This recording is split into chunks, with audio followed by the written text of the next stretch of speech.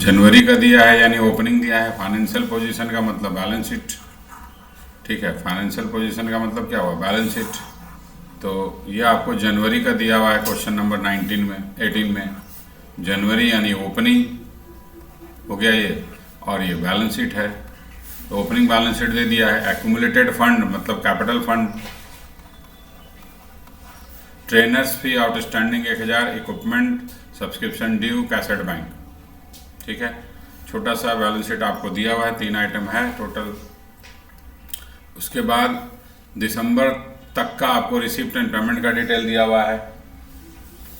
January 9 balance at bank 7000 रुपया।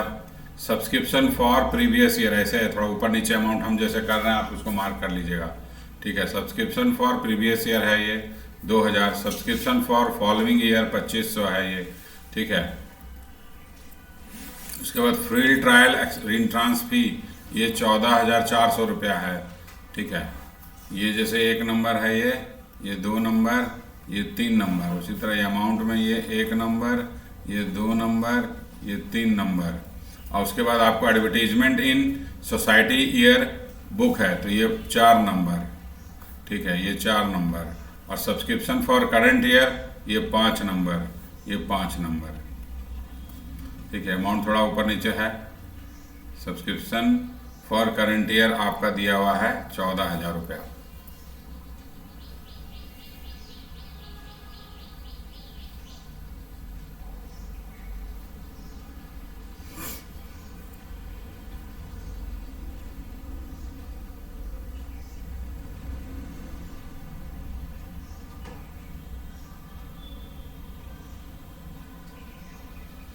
ठीक है, हो गया।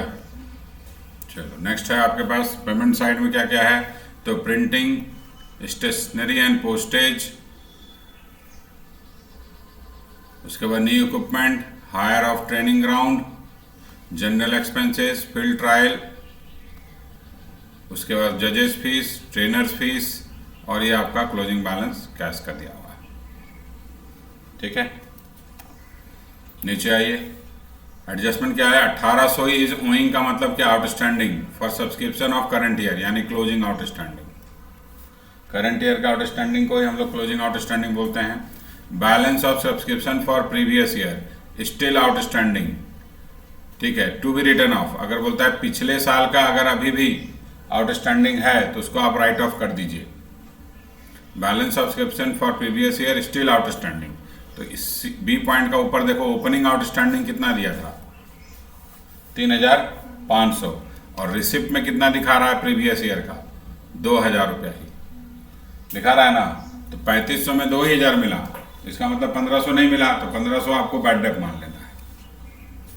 चलिए next, the balance of equipment on January was to be depreciated by 20%। बोलता है जनवरी में जो था हमारे पास उसको 20% लगाएंगे depreciation.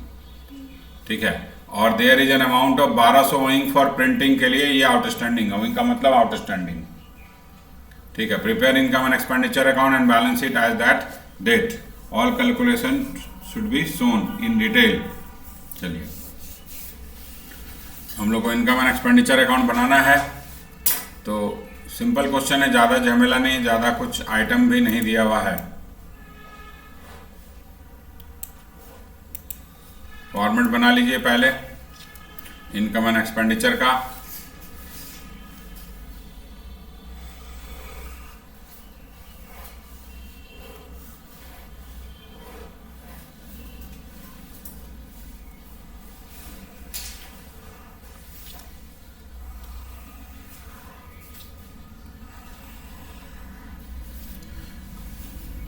Income and expenditure account, receipt side में सबसे पहले हम लोग इनकम साइड में सब्सक्रिप्शन लिखेंगे। सब्सक्रिप्शन ध्यान दीजिएगा, प्रीवियस ईयर का भी है, फॉलोइंग ईयर माने आने वाले साल का भी है। ठीक है ना, ये आपका अलग अलग दिया हुआ है, और करंट ईयर का भी दिया हुआ है। तो हमारा इनकम क्या होगा, अगर हम इनकम का बात करें, करंट ईयर का जो इनकम होगा उसको हम कौन सा अमाउंट लिखेंगे इसमें, प्रीवियस ईयर वाला करंट ईयर का इनकम होगा। हाँ बोलती है, नहीं होगा। फॉलोइंग ईयर वाला करंट ईयर का इनकम होगा? नहीं होगा। तो करंट ईयर वाला इनकम जो है वो तो डायरेक्ट दिया है 14,000 रुपया आपको, ठीक है। जो करंट ईयर के लिए मिला है उसको 14,000 रुपया, ये अमाउंट डायरेक्ट आएगा, प्लस जो करंट ईयर का आउटस्टैंडिंग यहाँ नीचे दिया था कहीं, यहाँ 1,800 रुपया, तो ये दोनों ऐड कर देंगे तो हमारा करंट ईयर का टोटल इनकम निकल जाएगा, ठीक है। तो रिसीव्ड हम यहाँ लिखेंगे, received for current year 14,000 plus outstanding current year वाला 1,800, दोनों मिलाकर आपका 15,800, ठीक है। यही आपका इनकम होगा करंट ईयर का।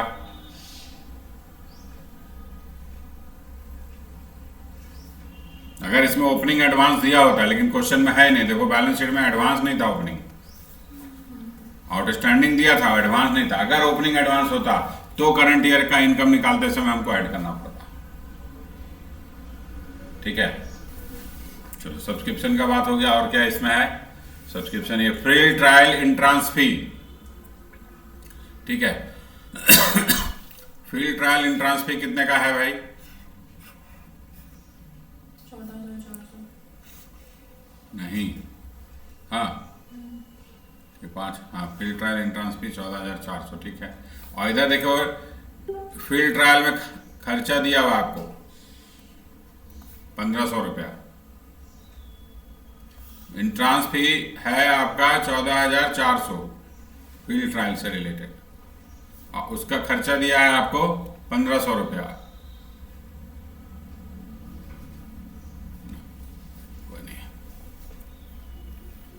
तो यहाँ फील्ड ट्रायल का हम डायरेक्ट लिख सकते हैं, या 14,000 में से आप 1,500 माइनस करके लिख सकते हैं, जैसे आपको ये लगता है, ठीक है। क्योंकि खर्चा उसी से रिलेटेड है, तो हम माइनस करके भी लिख सकते हैं, हम डायरेक्ट भी लिख सकते हैं। तो हम डायरेक्ट ही आज लिख देते हैं, कल हम लोग माइनस करके लिखे थे, आज हम लोग डायरेक्ट लिखेंगे। फील्ड ट्रायल एंट्रेंस फी,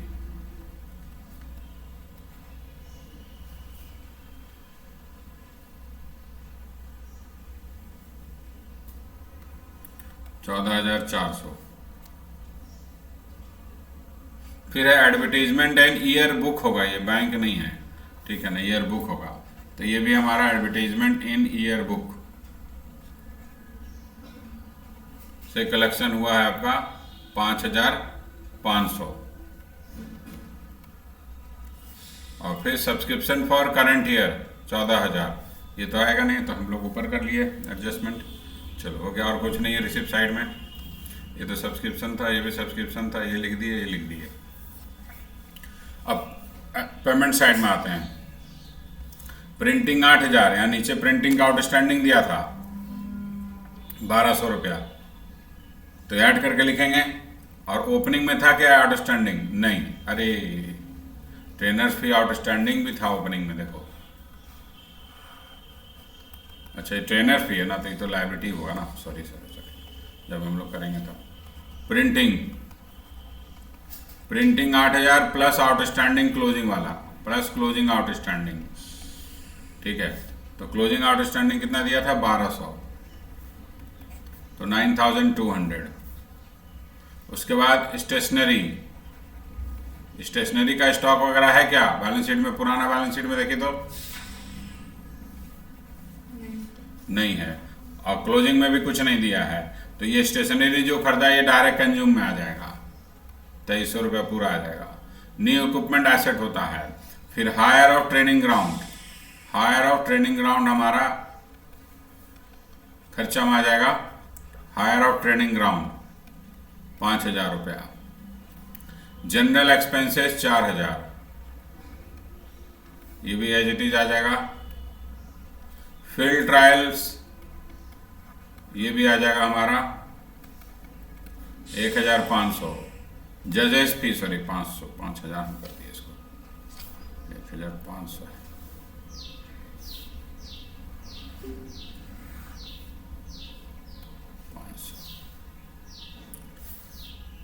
इसके बाद है जजेस फी 10,000, 10,000। ट्रेनर्स फी, अच्छा नहीं, फील्ड ट्रायल में कुछ आउटस्टैंडिंग भी था ना, कि ट्रेनर में आउटस्टैंडिंग था ना ओपनिंग बैलेंस शीट में? ट्रेनर ट्रेनर्स फी 2100 है, टोटल पे किया, इसमें ओपनिंग आउटस्टैंडिंग दिया है। इसका मतलब क्या हुआ कि पिछले साल वाला भी करंट ईयर में पे हुआ होगा।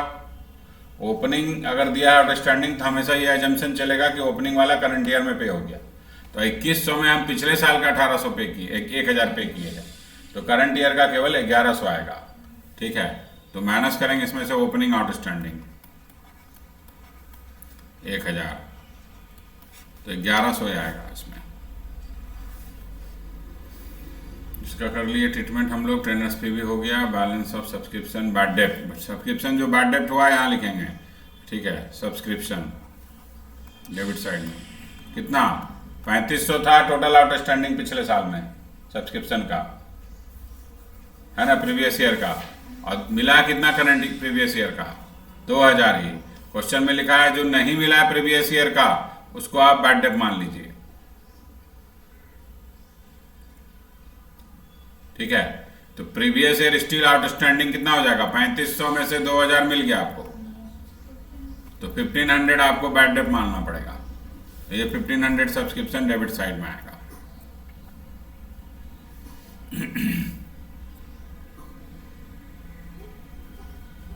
ये भी हो गया। और क्या बचा, डिप्रिसिएशन बोलता है जनवरी वाले बैलेंस पे लगाइएगा। ध्यान, डेट दे दिया है जनवरी, तो जो नया खरीदा इक्विपमेंट उस पर डिप्रिसिएशन नहीं लगाना है आपको। इसका मतलब लिखा है ना, the balance of equipment as January इतना वाज टू बी डिप्रिसिएटेड 20%। तो जनवरी में कितना दिया था देख लीजिए, बैलेंस शीट में 12500 दिया था, उस पर केवल आप डिप्रिसिएशन लगाइएगा। जो नया खरीदा है 1800 का उस पर नहीं लगाना है आपको डिप्रिसिएशन। ठीक है, डिप्रिसिएशन ऑन इक्विपमेंट 12500 का 20% कितना आएगा, 2500।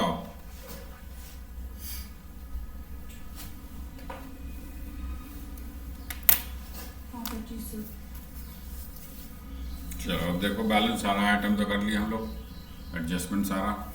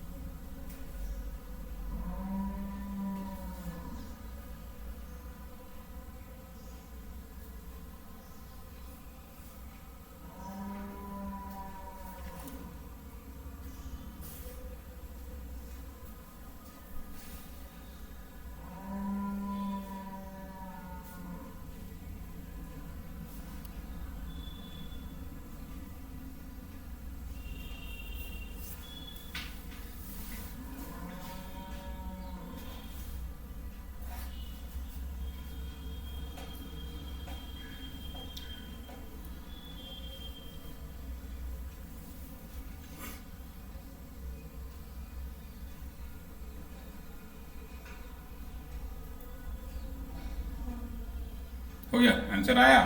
डेफिसिट मैच कर रहा है, आंसर मैच कर गया। ठीक है, तो आप क्लोजिंग बैलेंस शीट बनाओ।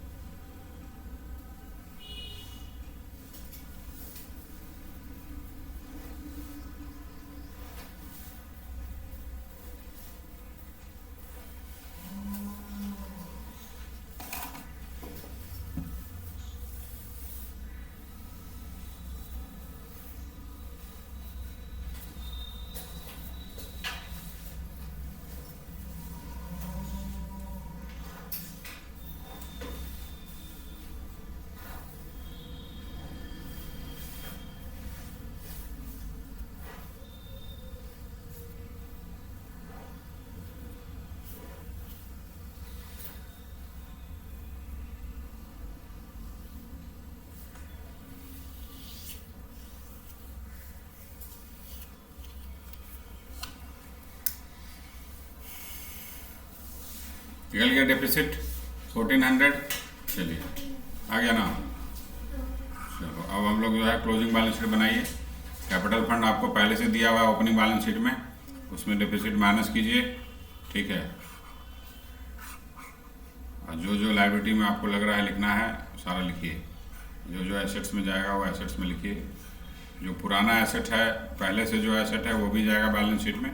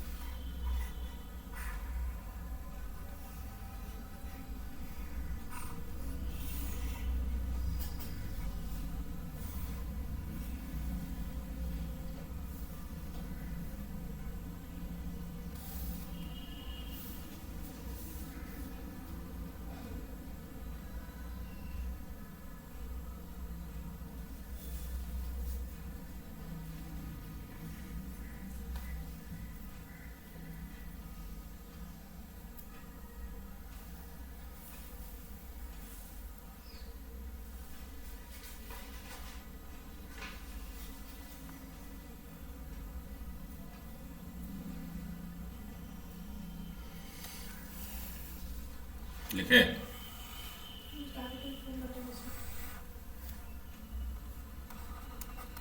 कैपिटल फंड दिया हुआ था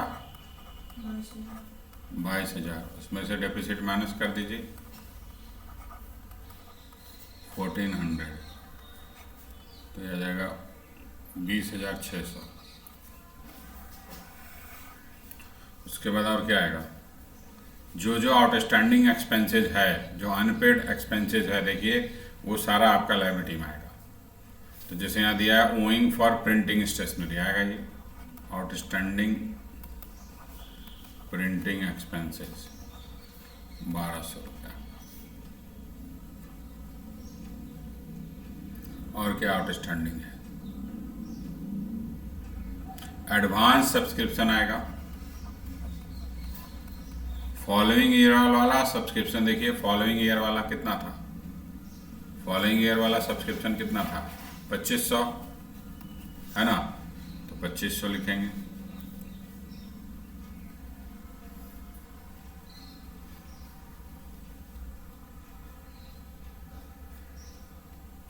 और तो कुछ है नहीं। चलिए अब एसेट साइड में क्या आएगा? इक्विपमेंट। पहले से इक्विपमेंट था आपके पास शायद 25,000 का ना, 12,500 का।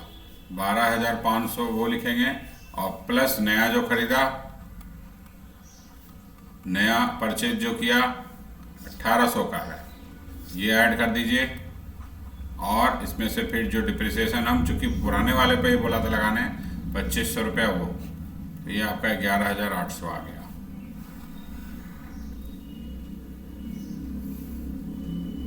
और एसेट्स क्या था पहले से इसके पास? सब्सक्रिप्शन ड्यू नहीं आएगा, कैश एट बैंक नहीं आएगा। ठीक है, अब आप देखिए आपके पास और क्या आउटस्टैंडिंग सब्सक्रिप्शन एसेट होता है, जो करंट ईयर का दिया है ना 1,800 करंट ईयर का पहला एडजस्टमेंट में, ये आएगा 1,800 रुपया। फिर कैश और बैंक बैलेंस दिया है, तो कैश और बैंक हमारा कितना है क्लोजिंग, ये है क्लोजिंग बैलेंस हमारा 10,700, ये आएगा आपका।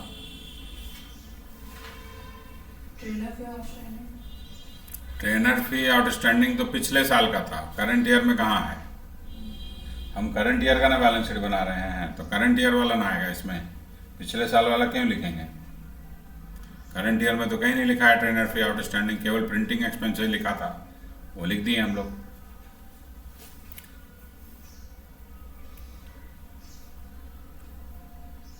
ठीक है, अब टैली कर दो, हो जाएगा टैली। 8 8 16 7 23, ठीक है, 2 1 3 और 1 4 और 1 1 2, 24,300।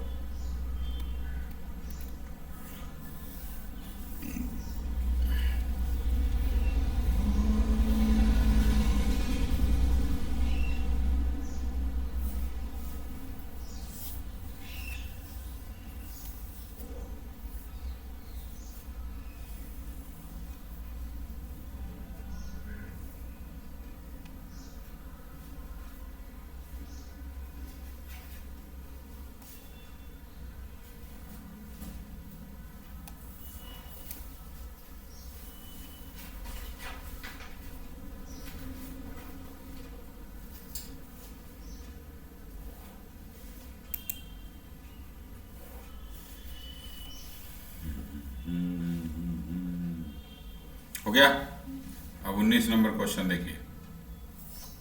From the receipt and payment account of Mumbai club prepare income and expenditure account for the year ended 31st December 96 and the balance sheet on that date. ये कुछ गलत है। तो रिसिप्ट एंड पेमेंट दिया है cash in hand opening balance, cash at bank का opening balance, donation 5000, subscription 12000, entrance fee 1000, interest on investment 100, bank interest 400, sale of old newspaper 150 और sale of drama ticket 1050। Salary 2000, repair and expenses, furniture, miscellaneous expenses, purchase of investment, insurance premium, paper ink, drama expenses, billiard table और closing balance cash का, closing balance bank का। उसके बाद दिया है subscription in area 1996 900 and subscription in advance for 1997 350। ये आपका closing advance हो गया और ये आपका क्लोजिंग आउटस्टैंडिंग हो गया। ठीक है। उसके बाद इंश्योरेंस प्रीमियम आउटस्टैंडिंग, फिर मिसलेनियस एक्सपेंसेस प्रीपेड, 50% डोनेशन को बोलता है कैपिटलाइज करने, यानी 50% ही आपका इनकम माना जाएगा। ठीक है। फिर entrance fee are to be treated as revenue income, entrance fee पूरा रेवेन्यू नेचर का है। 8% interest has accrued on investment for 5 month, जो इन्वेस्टमेंट इसने खरीदा है 6000 का, इसमें 8% का इंटरेस्ट अक्रूड है, 5 महीने का बोलता है, पूरा का पूरा अक्रूड है, तो हमको अक्रूड इंटरेस्ट निकाल लेना होगा। और बिलियर्ड टेबल जो 30,000 का was purchase during the last year बोलता है, पिछले साल हम करते थे। ठीक है। And was 22,000 paid for it, उसी समय हम उस पर 22,000 पे कर दिए थे, यानी पिछले साल कितना नहीं पे किए थे, 30,000 में 22,000 पे कर दिए तो कितना नहीं पे किए थे, 8,000 हमारा क्या हो गया आउटस्टैंडिंग फॉर बिलियर्ड टेबल। तो वही 8,000 आपको यहाँ करंट ईयर में ये पेड दिखा रहा है। ये जो रिसिप्ट पेमेंट में बिलियर्ड टेबल का ये मतलब नहीं है कि ये करंट नया बिलियर्ड टेबल खरीदा, नहीं, पुराना पेमेंट इसने करंट ईयर में किया है। ठीक है। चलिए बनाइए इनकम एंड एक्सपेंडिचर अकाउंट बनाइए फटाफट।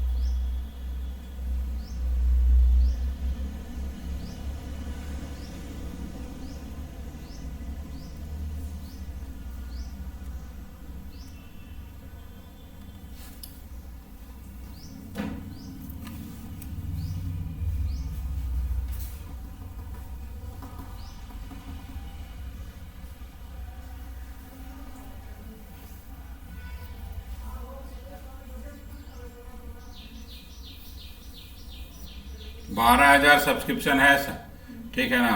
उसका अब क्या इनकम निकालिए पहले सब्सक्रिप्शन का, कितना इनकम क्रेडिट होगा। 12,000 में हम क्या करेंगे, सब्सक्रिप्शन इन एरियर फॉर 96 हमारा करंट ईयर है। ठीक है, तो 96 का आउटस्टैंडिंग क्या करेंगे,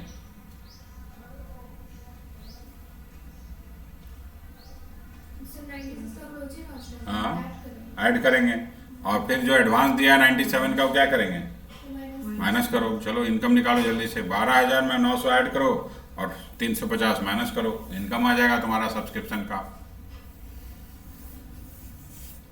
12,550। इधर भी बहुत सारा ही हो गया है, इधर भी बहुत सारा ही हो गया है।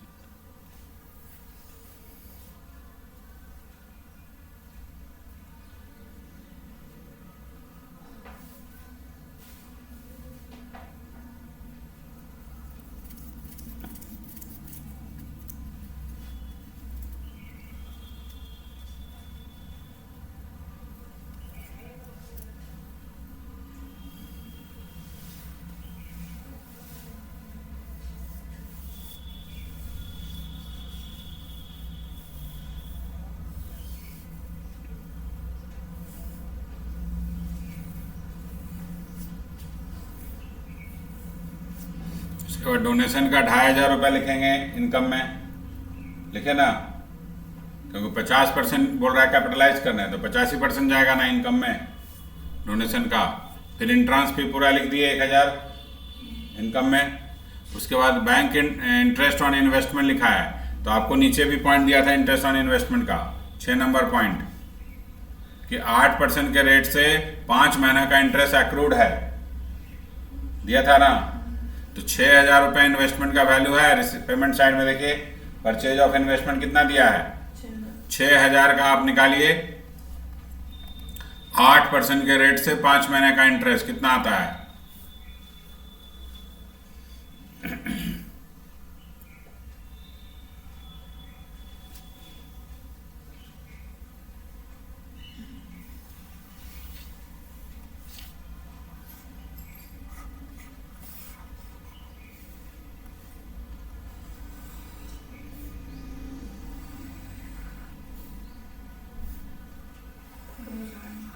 दो सौ आया, ठीक है।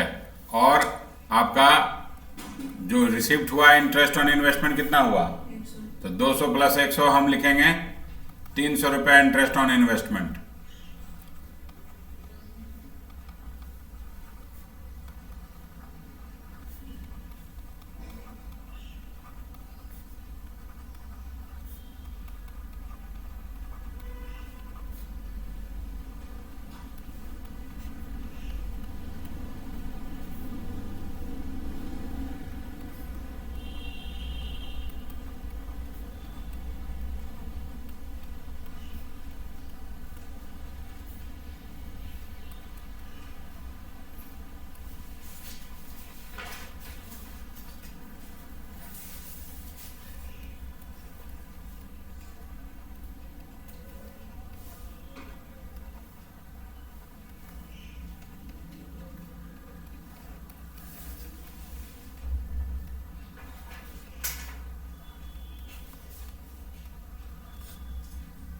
बैंक इंटरेस्ट पूरा आ जाएगा,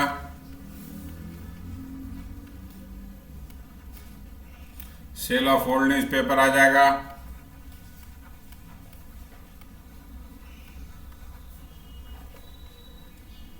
$1,050 और सेल ऑफ ड्रामा टिकट आ जाएगा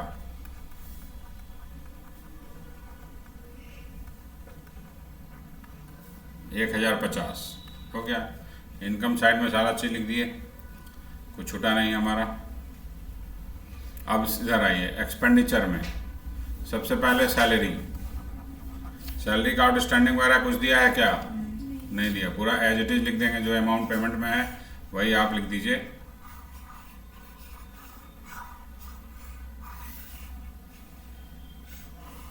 ठीक है, तो सैलरी लिख दीजिए पूरा का पूरा 2,000। फिर रिपेयर एक्सपेंसेस का कुछ दिया है, आउटस्टैंडिंग प्रीपेड कुछ नहीं दिया है, तो रिपेयर भी एज इट इज आ जाएगा 500 रुपया। फिर परचेज ऑफ फर्नीचर नहीं आएगा, एसेट होता है। मिसलेनियस एक्सपेंसेस 500 दिया है, कितना है प्रीपेड 90। क्या करेंगे प्रीपेड, क्या करेंगे प्लस की माइनस, माइनस होगा। क्लोजिंग प्रीपेड है ना, कुछ नहीं लिखेगा तो हमेशा क्लोजिंग मानना है इसको, ठीक है 90 रुपीज़, क्योंकि इंफॉर्मेशन करंट ईयर का है ना वो। उसके बाद परचेज ऑफ इन्वेस्टमेंट नहीं आएगा, एसेट होता है। इंश्योरेंस प्रीमियम, इंश्योरेंस प्रीमियम कितना है 200 इसका कुछ दिया है आउटस्टैंडिंग है कितना, 40। तो ऐड करेंगे आउटस्टैंडिंग 40 रुपया, 240। उसके बाद पेपर इंक ये आ जाएगा as it is, paper ink 150, drama expenses 500, ठीक है। बिलियर टेबल नहीं आएगा।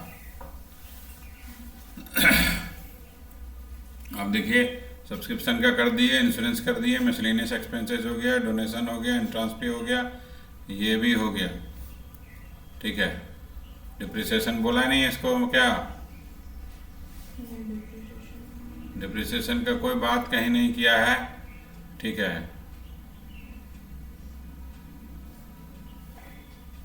ये बिलियर टेबल दिया है, इसका कुछ डिप्रिसिएशन बोल नहीं रहा है क्वेश्चन में, अपने मन से नहीं लगाएंगे, ठीक है। चलो हो गया, इसको बैलेंस कर दो, और तो कुछ छूटा नहीं है। इसको बैलेंस कीजिएगा तो सरप्लस या डेफिसिट जो भी आना होगा आ जाएगा।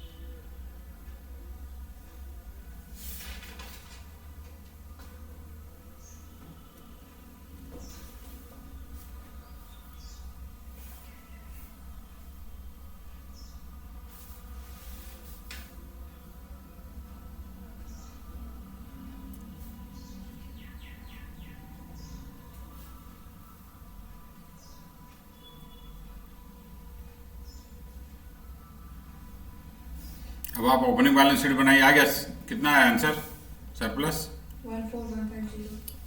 14150। हाँ तो सरप्लस है ना, ठीक है, सरप्लस ये निकल गया आपका। अब आप निकालिए ओपनिंग बैलेंस शीट बनाइए। ओपनिंग बैलेंस शीट इस क्वेश्चन में दिया नहीं है, आपको पहले ओपनिंग बैलेंस शीट बनाना पड़ेगा। तो ओपनिंग बैलेंस शीट बनाने के लिए देखिए कौन कौन सा आइटम ओपनिंग बैलेंस शीट में आएगा। तो सबसे पहले तो ओपनिंग कैश बैलेंस जो दिया है रिसिप्ट एंड पेमेंट में, है ना, ओपनिंग कैश और बैंक का बैलेंस दिया है ना, है, तो वो सबसे पहले लिख देंगे एसेट्स में, ओपनिंग कैश और बैंक। उसके बाद देखिए पिछले साल का और कोई एक्सपेंसेस है ऐसा जो दिया हुआ है, या एसेट्स और कोई,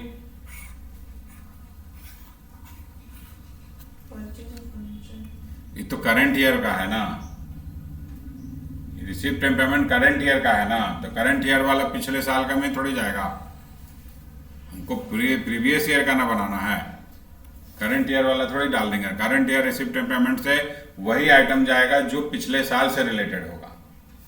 अगर हम पिछले साल का कोई खर्चा करंट ईयर में पे किए होंगे तब वो जाएगा पुराने बैलेंस शीट में। ठीक है, वो ध्यान रखना है। हमको बनाना है 1 जनवरी 96 का बैलेंस शीट। तो कैश हमारा इन हैंड 4000 और कैश एट बैंक 10,000।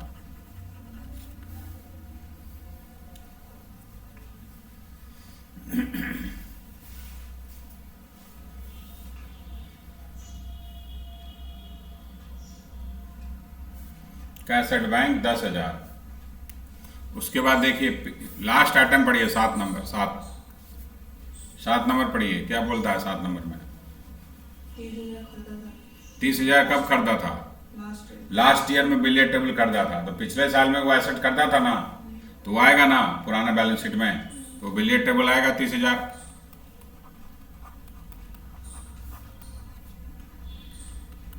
30,000 में 22,000 ही पिछले साल वो पे किया था, तो इसका मतलब 8,000 नहीं पे किया था। तो 8,000 पिछले साल लायबिलिटी तो बन गया ना उसका। तो आउटस्टैंडिंग लिखें या क्रेडिटर फॉर बिल्स टेबल लिखो, जो लिखो। ठीक है, क्रेडिटर भी आप लिख सकते हो, क्रेडिटर फॉर बिलियर टेबल। तो क्रेडिटर फॉर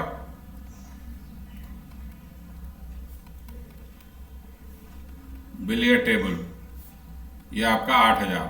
30,000 में 8,000 छोड़ करके 22,000 पे किए थे, तो 8,000 लायबिलिटी रह गया। और कोई इंफॉर्मेशन आपको पिछले साल से रिलेटेड नहीं है इस क्वेश्चन में। ठीक है, तो अब आप इसको बैलेंस शीट कर दीजिए। 44,000 में से 8,000 चला गया आपका, तो 36,000 रुपये आपका आ गया कैपिटल फंड।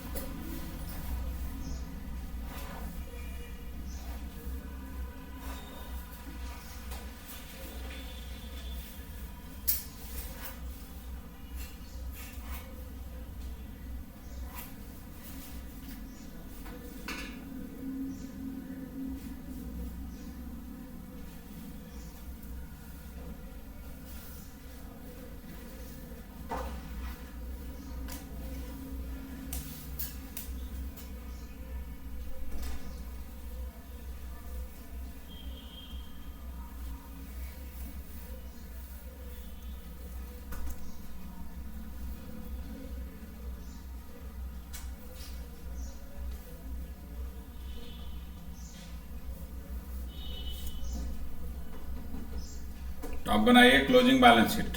36,000 में सरप्लस जो निकाले वो ऐड कर दीजिए। कर दिए? चलो अब देखिए क्लोजिंग में क्या क्या एसेट्स है आपके पास, उसको लिखिए। बिलियर टेबल आएगा ही आएगा, क्योंकि उस कहीं नहीं लिखा है क्वेश्चन में कि उसने बिलियर टेबल को सेल कर दिया करंट ईयर में। यानी प्रीवियस ईयर का एसेट करंट ईयर में ऑलवेज आएगा जब तक वो सेल नहीं हुआ है। तो बिलियर टेबल एज इट इज 30,000 लिख देंगे। उसके बाद देखो नया एसेट्स और क्या क्या खरीदा है करंट ईयर में। रिसिप्ट एंड पेमेंट में देखिए फर्नीचर खरीद लिख दीजिए 6,000, और क्या बोलते हैं उसको इन्वेस्टमेंट भी लिख देंगे 6,000।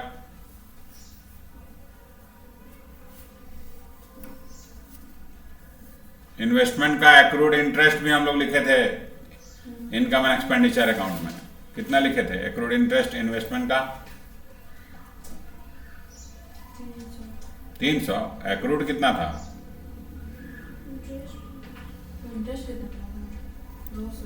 एक्रूड जो है वो नहीं जाएगा एसेट्स में, पूरा थोड़ी लिख देना है। एक्रूड जो है वो नहीं जाएगा बैलेंस शीट में। एक्रूड कितना है? एक्रूड इंटरेस्ट कितना लिखे थे इनकम एंड एक्सपेंडिचर अकाउंट में? कितना लिखे थे एक्रूड? इंटरेस्ट इन्वेस्टमेंट 200 निकला इंटरेस्ट निकालने के बाद। तो 200 रिसीव किए थे 100। अरे तो एक्रूड कौन सा हुआ? 200। तो जो 200 एक्रूड है वही नहीं जाएगा? रिसिप्ट वाला क्यों जाएगा एसेट्स में? जो एक्रूड इंटरेस्ट है वो लिखेंगे, जो नहीं मिला है अभी तक।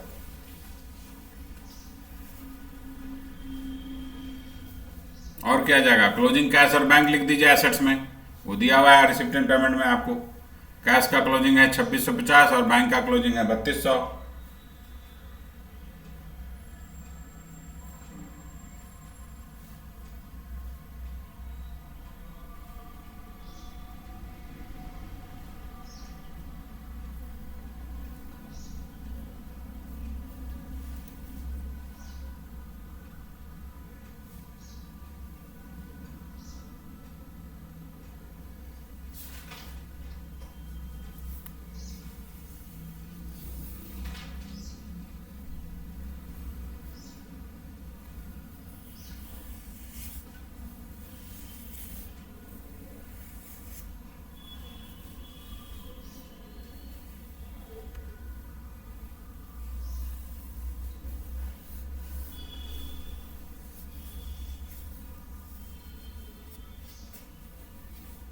हो गया? दोनों लिख दिए, कैश और बैंक का। और क्या लिखाएंगे? अब देखिए और क्या जाएगा। लायबिलिटी में देखिए क्या क्या जाएगा। एडजस्टमेंट में जो जो दिया है वहां से देखिए, सब्सक्रिप्शन इन एरिया 96 900, ये किधर जाएगा? एसेट्स में कि लायबिलिटी में? आउटस्टैंडिंग सब्सक्रिप्शन किधर लिखते हैं? एसेट्स में लिख दीजिए 900 रुपीज है। इनकम आउटस्टैंडिंग किधर जाता है? तो सब्सक्रिप्शन क्या है? एक्सपेंसेस की इनकम। तो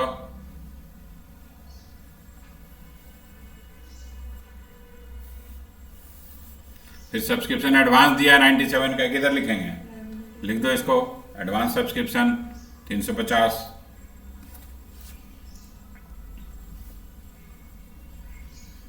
फिर दिया इंश्योरेंस प्रीपेड, किधर जाएगा? सॉरी आउटस्टैंडिंग है, आउटस्टैंडिंग इंश्योरेंस लायबिलिटी में लिखेंगे इसको। फिर दिया है मिसलेनियस एक्सपेंसेस प्रीपेड, ये किधर लिखेंगे? प्रीपेड एक्सपेंसेस किधर जाता है? एसेट्स में लिखो। Prepaid insurance, sorry miscellaneous expenses है, प्रीपेड मिसलेनियस एक्सपेंसेस 90 रुपीज।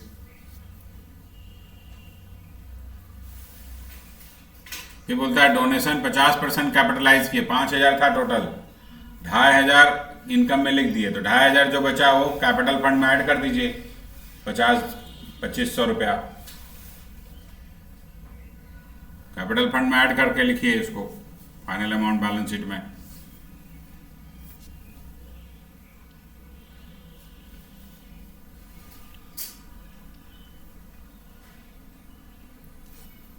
ठीक है, बस हो गया। बिलियर्ड टेबल तो लिख ही दिए हैं, हो गया, और कुछ नहीं आएगा।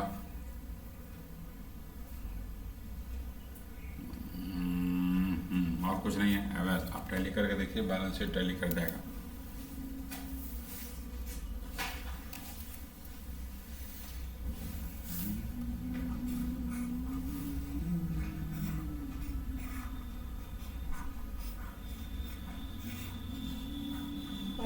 इसमें 6000 जाएगा ना? हाँ, क्यों नहीं जाएगा?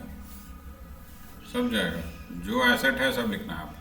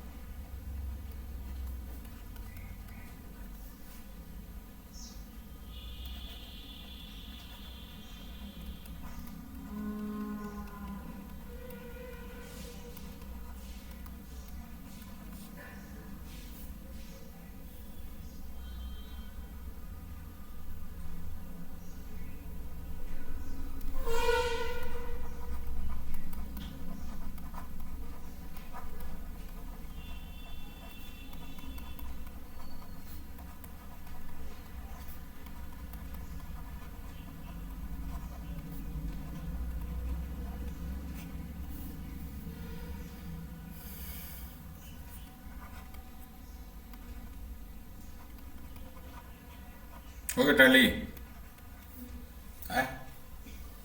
नहीं क्या टैली इसे कैसे होगा? 36 14 50 1350 650 650 50,650 आउटस्टैंडिंग इंश्योरेंस आ गया इधर। और क्या आएगा? और कुछ तो आएगा नहीं। एडवांस सब्सक्रिप्शन आएगा। Advance subscription 350। इंश्योरेंस प्रीपेड नहीं आएगा। Premium outstanding miscellaneous expenses prepaid भी नहीं आएगा।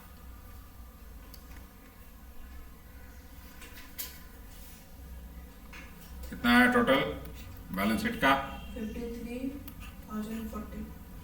53,040।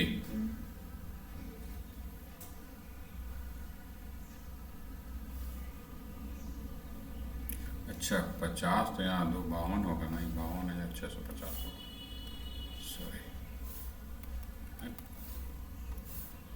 52,650 तो 53,040 ना।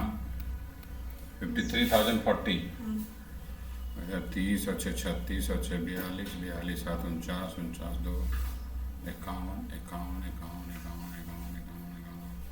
51 कुछ कम हो रहा है इधर हमको लग रहा है 30 36 42 44। हाँ आउटस्टैंडिंग सब्सक्रिप्शन कुछ छूटा हुआ था 900 रुपये। अब आ जाएगा।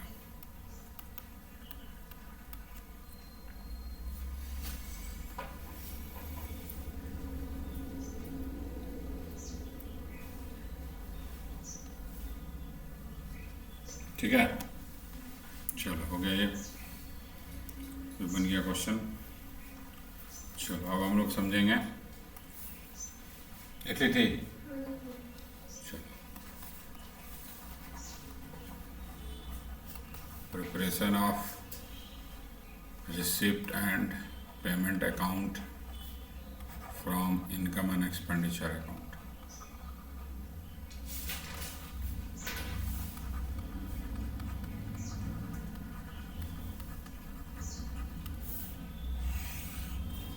रिसिप्ट एंड पेमेंट अकाउंट बनाना है आपको इनकम एंड एक्सपेंडिचर अकाउंट से।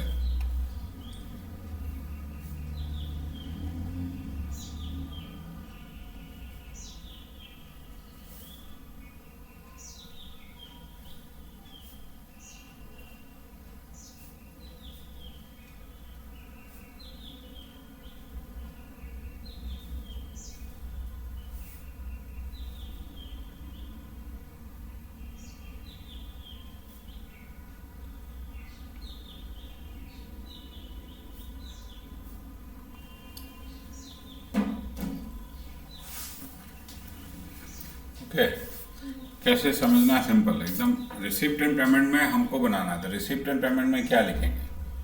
मान लो सब्सक्रिप्शन का क्या लिखते हैं रिसिप्ट एंड पेमेंट में? सब्सक्रिप्शन का कौन सा अमाउंट लिखेंगे?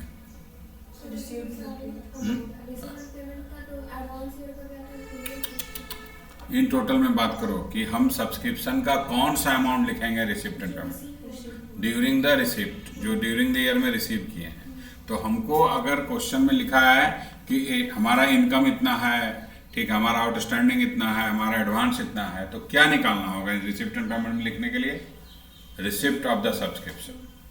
ठीक है, तो हम जब भी तो सिंपल है, फॉर्मेट हम लोग जानते हैं रिसिप्ट एंड पेमेंट का क्या है। तो हमको रिसिप्ट सब चीज का निकालना पड़ेगा। अगर रिसिप्ट का जो भी आइटम दिया हुआ है क्वेश्चन में, क्वेश्चन टू क्वेश्चन वैरी करेगा। उसी तरह अगर जो एक्सपेंसेस दिया हुआ है उसका क्या निकालेंगे? Paid amount, actual paid amount during the year. ठीक है, रिसिप्ट साइड में जो आता है जो भी इनकम है उसका रिसिप्ट अमाउंट निकालना होगा कि ड्यूरिंग द ईयर में रिसिप्ट कितना हुआ विद द गिवन इंफॉर्मेशन। और अब जो इनकम एक्सपेंसेज है उसका हमको निकालना होगा पेड अमाउंट। ठीक है, अभी हम लोग क्या कर रहे थे? अभी हम लोग उल्टा कर रहे थे। रिसिप्ट और पेड अमाउंट क्वेश्चन में ही दिया रहता था। रिसिप्ट से निकालते थे actual income of the year, और पेड अमाउंट से निकालते थे actual expenses of the year. अब उल्टा करना है, यानी एडजस्टमेंट भी सारा उल्टा हो जाएगा। पहले क्लोजिंग आउटस्टैंडिंग हम ऐड करते थे, अब वहां माइनस करना पड़ेगा। उल्टा एकदम रिवर्स वर्किंग होगा सारा। क्लोजिंग आउटस्टैंडिंग पहले हम ऐड करते थे, क्योंकि हम पेड अमाउंट से एक्सपेंसेस निकाल रहे थे, इसलिए ऐड करते थे। ठीक है, अब हमको रिवर्स करना हो, सारा उल्टा, सारा वर्किंग आपको उल्टा करना पड़ेगा। ठीक है, अगर हमको अमाउंट पेड फॉर एक्सपेंसेस निकालना है, अमाउंट पेड फॉर किसी भी तरह का कोई भी खर्चा जो इनकम एंड एक्सपेंडिचर अकाउंट में तो दिया है, तो इनकम एंड एक्सपेंडिचर में अकाउंट में जो खर्चा दिया हुआ वो तो एक्सपेंसेस दिया हुआ है, ठीक है, ऑफ द ईयर। तो उससे हमको निकालना है amount paid for the expenses. तो हम सबसे पहले लिखेंगे एक्सपेंसेस जो गिवन है इनकम एंड एक्सपेंडिचर अकाउंट में, उसका अमाउंट, फिर उसमें ऐड करेंगे। अब सारा एडजस्टमेंट उल्टा करना है आपको, इसलिए क्योंकि हमको अब पेड अमाउंट निकालना है। ठीक है, पहले पेड से एक्सपेंसेस निकालते थे, अब हमको एक्सपेंसेस से पेड निकालना है। ठीक है, तो प्लस करेंगे हम यहां पर ओपनिंग आउटस्टैंडिंग। ठीक है, माइनस करेंगे हम लोग क्लोजिंग आउटस्टैंडिंग। ठीक है, प्लस करेंगे हम लोग क्लोजिंग एडवांस और माइनस करेंगे ओपनिंग एडवांस। ये सारा करने के बाद ही आएगा आपका अमाउंट पेड। तो कोई भी एक्सपेंसेस दिया है उसका आपको अमाउंट पेड इस तरह से निकालना पड़ेगा। अगर आउटस्टैंडिंग प्रीपेड दिया है क्वेश्चन में तो उस आइटम से रिलेटेड, तो ये एडजस्टमेंट करके अमाउंट पेड जो निकलेगा वो रिसिप्ट पेमेंट साइड में लिख देंगे। ये ध्यान रखना होगा, एक्सपेंसेस के लिए आपको अमाउंट पेड फॉर एक्सपेंसेस निकालना है। ठीक है, दूसरा बात, अगर कोई कंजम्पशन दिया हुआ है जैसे स्टेशनरी कंज्यूम्ड, वो कैसे पता चलेगा कि कंज्यूम अमाउंट है? तो स्टॉक देखना होगा है कि नहीं। अगर मेडिसिन का इनकम एंड एक्सपेंडिचर में मेडिसिन लिखा हुआ है और उसका नीचे स्टॉक भी दिया हुआ है, इसका मतलब वो मेडिसिन कंज्यूम्ड है। कभी कभी नहीं लिखता है मेडिसिन कंज्यूम, पूरा नहीं लिखेगा, खाली मेडिसिन लिख दिया एक्सपेंसेज में और नीचे स्टॉक दिया हुआ है एडिशनल इंफॉर्मेशन में, तो वो मेडिसिन कंज्यूम्ड हो गया। तो मेडिसिन कंज्यूम या किसी भी चीज का कंजम्पशन अगर स्टॉक में लिखा हुआ है, इनकम एंड एक्सपेंडिचर अकाउंट में, और उसका स्टॉक गिवन है, तो आपको निकालना होगा परचेज ऑफ मेडिसिन या अमाउंट पेड फॉर मेडिसिन। ठीक है, तो यहां भी सारा एडजस्टमेंट उल्टा करना होगा। पहले हमें परचेज दिया रहता था, हम कंजम्पशन निकालते थे, अब कंजम्पशन दिया रहेगा, आपको परचेज निकालना है। ठीक है, तो सारा एडजस्टमेंट रिवर्स करना पड़ेगा हमको। तो जनरली क्या है कि आपको यहां ध्यान रखना है कि एडजस्टमेंट हमको सब उल्टा करना है, तभी हमारा निकल पाएगा कंजम्पशन से परचेज या कंजम्पशन से अमाउंट पेड फॉर परचेज। ठीक है, ये आपको ध्यान में रखना होगा। तो अगर हमें निकालना है अमाउंट पेड फॉर परचेज,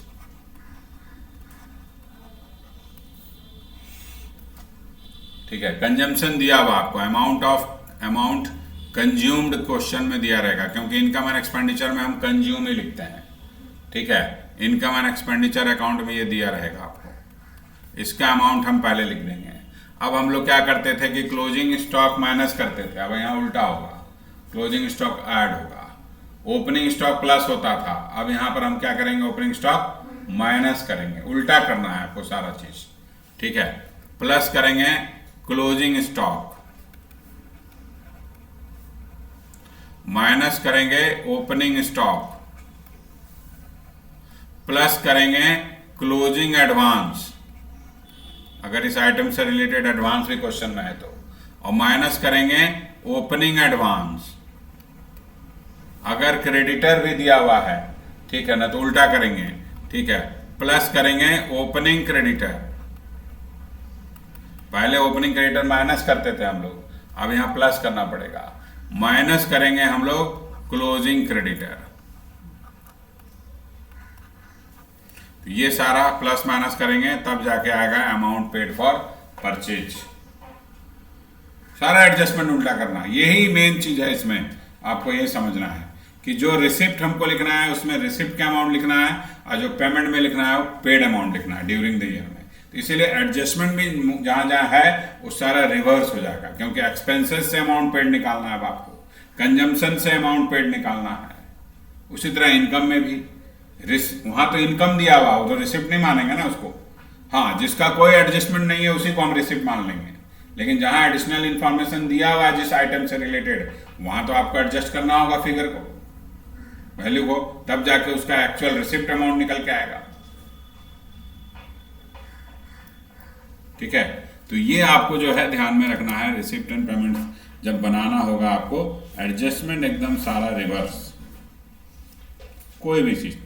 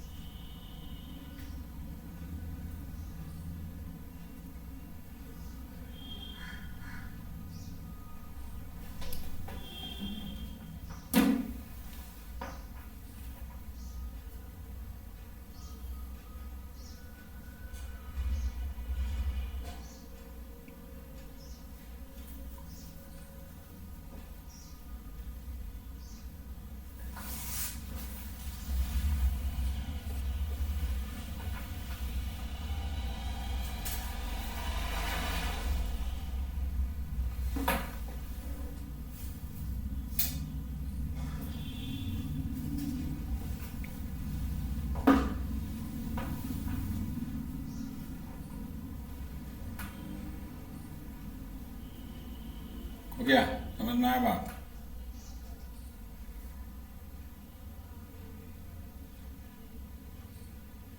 अब सब्सक्रिप्शन का भी रिसिप्ट निकालना होगा, इंटरेस्ट का भी रिसिप्ट निकालना होगा, डिविडेंड का रिसिप्ट निकालना होगा, एक्चुअल रिसिप्ट अमाउंट। एक्रूड दिया हुआ, जैसे अभी हम लोग इंटरेस्ट में एक्रूड ऐड करते थे तो टोटल इनकम निकलता था, अब उल्टा करना होगा, जो इनकम दिया उसमें से एक्रूड माइनस कर देंगे तो हमारा ये रिसिप्ट निकल जाएगा। समझ में आया बात? तो वो चीज ध्यान रखना है रिसिप्ट एंड पेमेंट बनाते समय।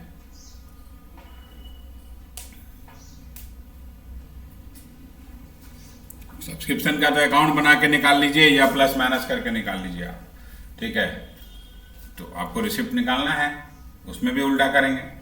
सब्सक्रिप्शन में आप इनकम जो दिया है वहाँ क्लोजिंग आउटस्टैंडिंग माइनस होगा, ओपनिंग आउटस्टैंडिंग ऐड होगा, ठीक है, क्लोजिंग एडवांस ऐड होगा, ओपनिंग एडवांस माइनस होगा। तो अगर रिसिप्ट ऑफ सब्सक्रिप्शन, अगर अकाउंट बना के लिखना है तो अकाउंट बना लेंगे, वहाँ से रिसिप्ट निकल जाएगा। क्लियर? समझ में आया बात? तो accrued part, due part, arrear part कभी नहीं जाएगा रिसिप्ट एंड पेमेंट में। एक्रूड, ड्यू, आउटस्टैंडिंग, ओइंग, ठीक है, नहीं जाएगा। प्रीपेड जाएगा, क्योंकि पेड तो कर दिए, प्रीपेड मतलब पहले पे कर दिए, पेमेंट किए हैं तो जाएगा भाई रिसिप्ट एंड पेमेंट में, पेड साइड में। या प्री रिसिप्ट है तो रिसिप्ट साइड में आएगा। लेकिन जो एक्रूड है, ड्यू है, एरियर है, आउटस्टैंडिंग है, अनपेड है, ये कभी भी नहीं जाएगा आपका रिसिप्ट एंड पेमेंट अकाउंट में, ठीक है। डिप्रिसिएशन नहीं लिखेंगे, कोई तरह का लॉस प्रॉफिट नहीं लिखेंगे, ठीक है। सेल वैल्यू लिखेंगे डायरेक्ट, क्योंकि हमको रिसिप्ट में कैश से मतलब है। एक्चुअल में जितना सेल वैल्यू है एसेट्स का वो लिखेंगे, जितने में सेल हुआ। तो ये जो शुरू में हम बताए थे basic concept receipt and payment का, वो सारा आपको ध्यान में रखना होगा। उल्टा बनाना है, वर्किंग सारा रिवर्स करना है, ये याद रखना पड़ेगा। क्वेश्चन बनाने में कोई दिक्कत नहीं है, लेकिन प्रोपोजिट करना है सारा, ठीक है, जब इनकम एंड एक्सपेंडिचर अकाउंट दिया रहेगा, ठीक है। तो चलो एग्जाम्पल हम लोग देखते हैं।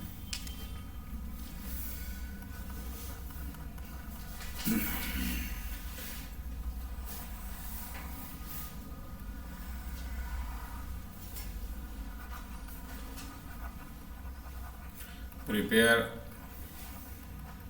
receipt and payment account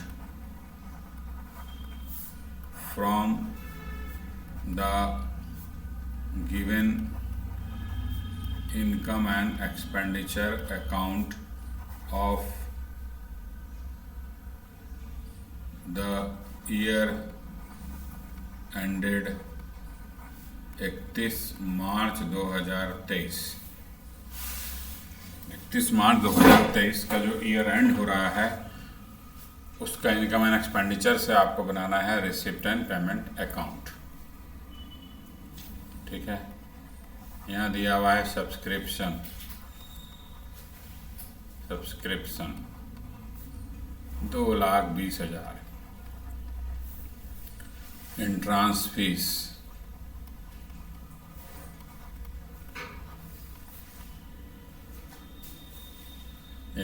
फी 25,000। फिर आपका इंटरेस्ट ऑन इन्वेस्टमेंट,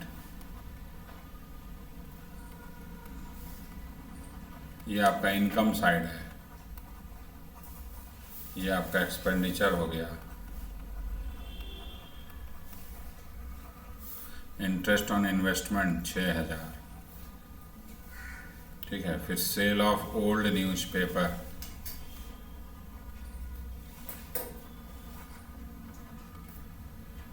1,500।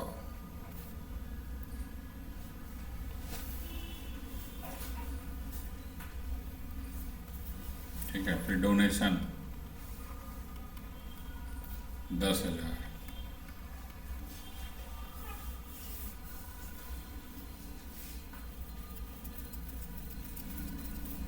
ठीक है, अब आइए एक्सपेंडिचर साइड में। Salary 20,000। Printing and stationery 15,000। होनोरेरियम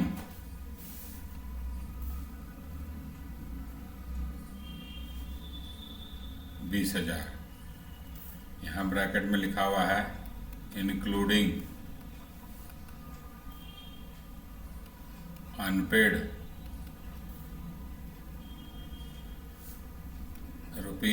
₹3,000।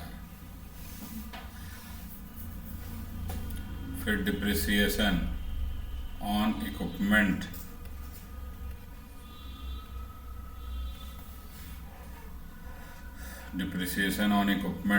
2,000। Depreciation on furniture 2,500। उसके बाद medicine consumed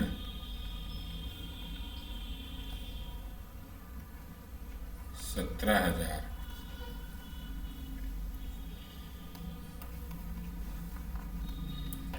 all hire charge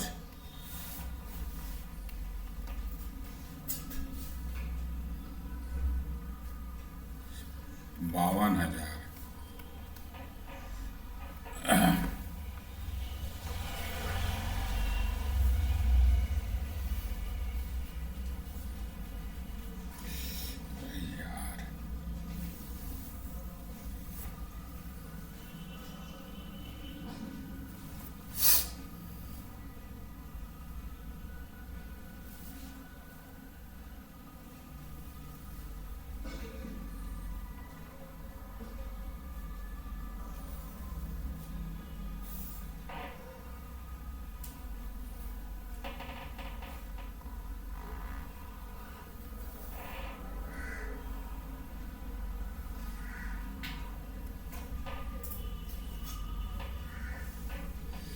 ठीक है, अब इसको बैलेंस कर देते हैं तो सरप्लस निकल जाएगा। मान लो क्वेश्चन बना रहे हैं ना, तो ये हमारे पास 2,20,000 plus 25,000 plus 6,000 plus 1,500 plus 10,000 total है 2,62,500। Minus 20,000 minus 15,000 minus 20,000 minus 2,000 minus 2,500 minus 17,000 minus 52,000, तो सरप्लस आ गया 1,34,000।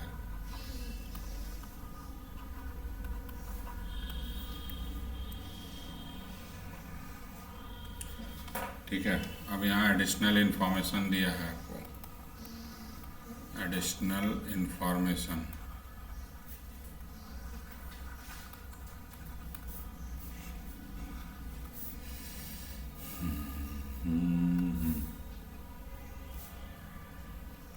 इकतीस मार्च 2022 और 31 मार्च 2023। Cash in hand 2,000 3,000। Cash at bank 12,000, यहाँ क्वेश्चन मार्क है। उसके बाद आपके पास फर्नीचर 12,000,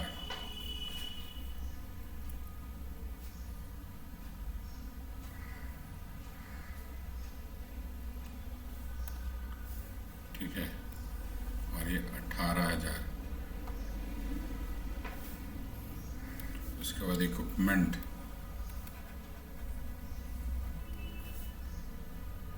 20,000 और 26,000। उसके बाद stock of medicine, stock of medicine, तो स्टॉक ऑफ मेडिसिन आपको दिया हुआ है सपोज 2,000 और 3,000। उसके बाद आउटस्टैंडिंग सैलरी 1,1200। प्रीपेड स्टेशनरी 500, कुछ नहीं यहाँ।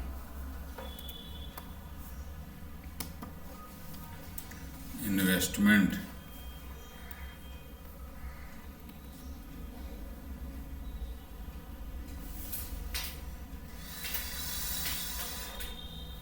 10% वाला 60,000, मालूम नहीं है, सॉरी क्वेश्चन मार्क नहीं, यस। फिर आएगा आपका आउटस्टैंडिंग सब्सक्रिप्शन 1,000 2,000। एडवांस सब्सक्रिप्शन 6,000 और 9,000। ठीक है, फिर लिखा हुआ है कि donation and entrance fee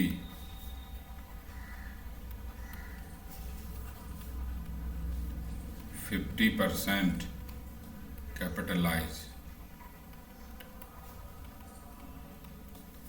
donation and entrance fee का 50% आपका कैपिटलाइज होगा।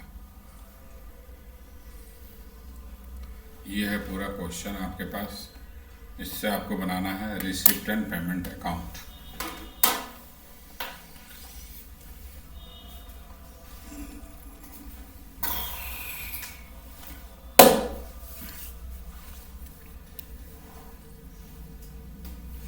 सेम आपको ध्यान क्या रखना है, जब भी हम एक एक तरफ से बनाना शुरू करेंगे, पहले एक्सपेंडिचर का जो भी करना है तो एक्सपेंडिचर वाला अमाउंट किधर जाएगा, जनरली पेमेंट साइड में जाएगा।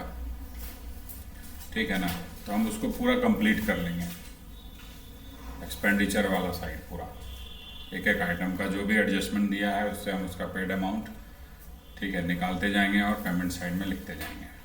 और दूसरा जो है आपको जब एक तरह से ख़त्म हो जाएगा इधर, तब हम इनकम साइड में जाएंगे, वहाँ से फिर उसका सारा रिसिप्ट जो भी दिया हुआ है वो निकाल के लिखते जाएंगे। ठीक है, चलिए, तो आप जो है फॉर्मेट बना लीजिए।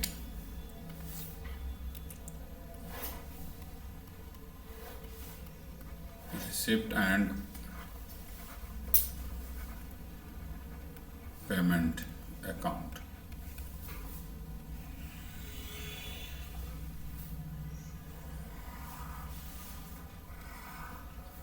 कुछ नहीं है, एकदम सिंपल है। बस ध्यान रखना है कि जब हम रिसिप्ट एंड पेमेंट अकाउंट बनाएंगे तो हमको रिसिप्ट अमाउंट और पेड अमाउंट निकालना है ऑफ द ईयर, जिस ईयर का हम बना रहे हैं। चलो, हमारे पास ईयर है 31 मार्च 2023 का हमको बनाना है। सबसे पहले हम to balance brought down, opening balance cash और बैंक का जो दिया हुआ है एडिशनल इंफॉर्मेशन में वो लिख देंगे। कैश का ओपनिंग बैलेंस यानी 31 मार्च, ये जो पहला वाला कॉलम है ये ओपनिंग है, ये क्लोजिंग हुआ 31 मार्च 2022 का है ये, तो ये 2000 और 12000।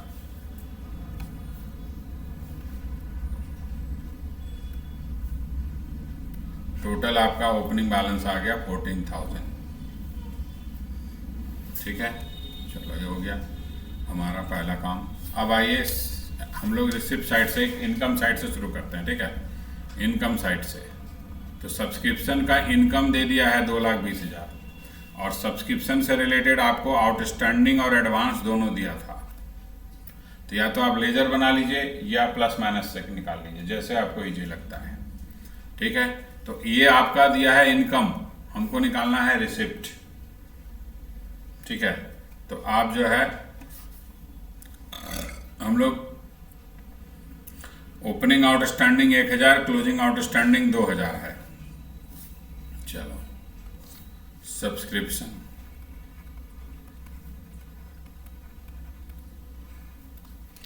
तो लेजर बना लेते हैं फटाफट सब्सक्रिप्शन का।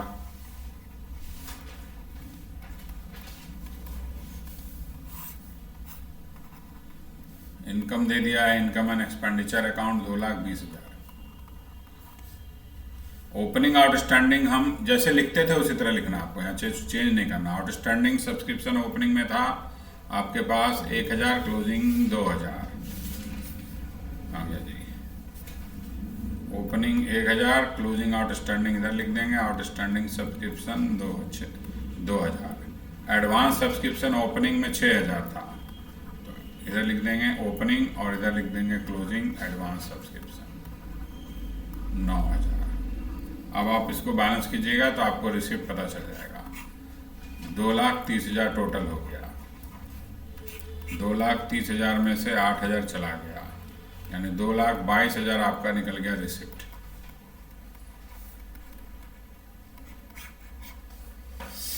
सब्सक्रिप्शन रिसिप्ट आपका फाइंड आउट हो गया 2,22,000।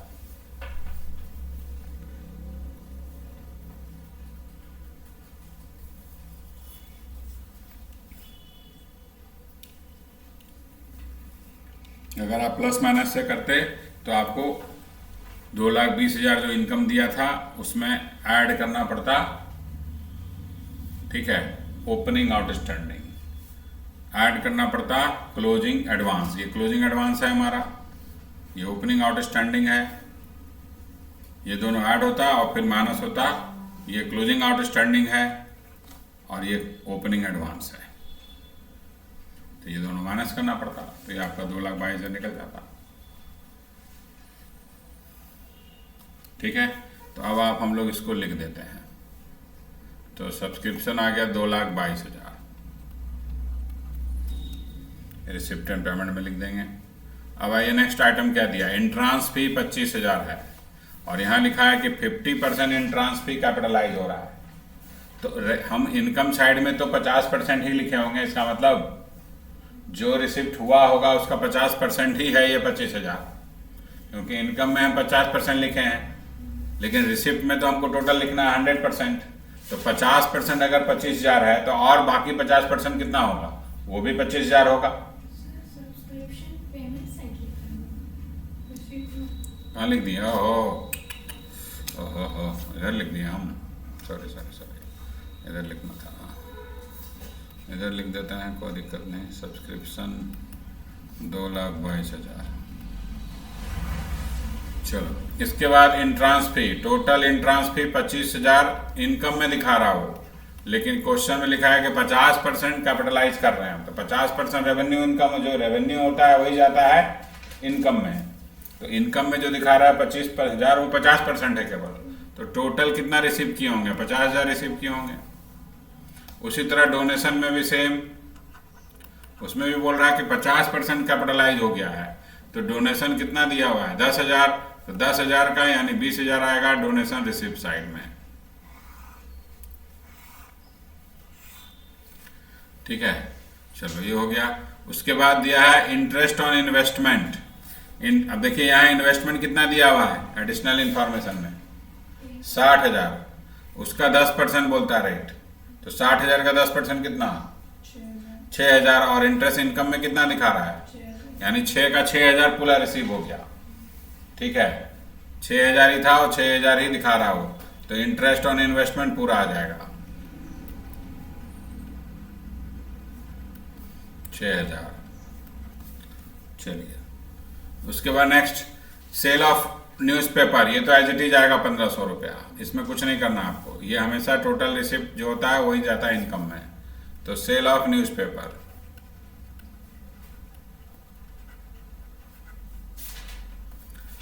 1,500 रिसिप्ट में आ गया।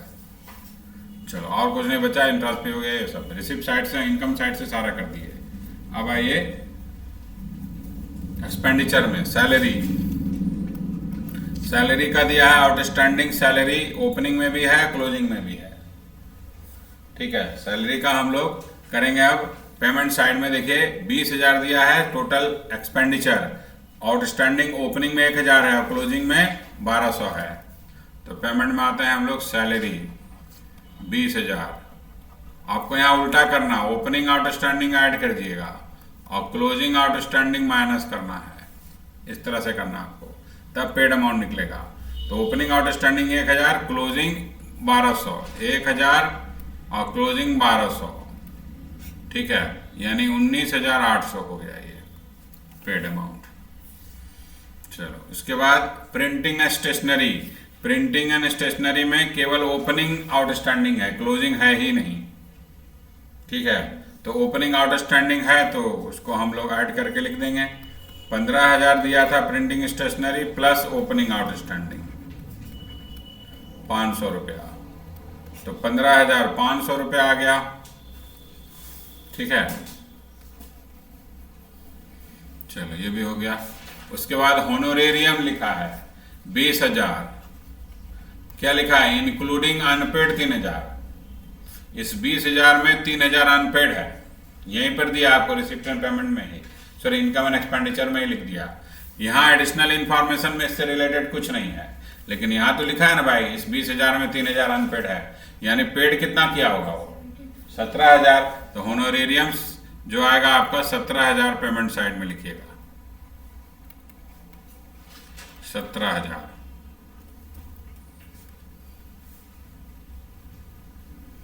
चलो, उसके बाद दिया डिप्रिसिएशन ऑन इक्विपमेंट, और इक्विपमेंट का ओपनिंग और क्लोजिंग बैलेंस दोनों दिया हुआ है। और जब भी ये दिया रहेगा ना, ये मान के चलिए आपका ये आफ्टर डिप्रिसिएशन है। नहीं कुछ लिखा रहेगा क्वेश्चन में ना, तो मान के चलना होगा कि ये जो वैल्यू गिवन है ये आफ्टर डिप्रिसिएशन है, डिप्रिसिएशन के बाद का है।